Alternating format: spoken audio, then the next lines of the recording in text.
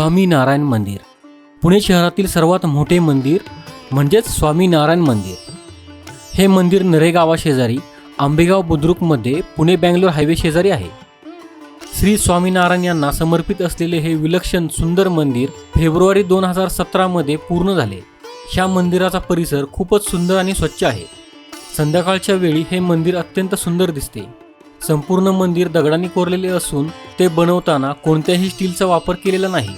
मंदिर बनवताना गुलाबी सँडस्टोन आणि लाल दगड वापरलेले दिसतात। मंदिर परिसरात लहान मुलांना खेळण्यासाठी काही खेळणी ठेवलेली आहेत। मंदिराची वेळ सकाळी 7 ते दुपारी 12, दुपारी 4 ते संध्याकाळी 8:30।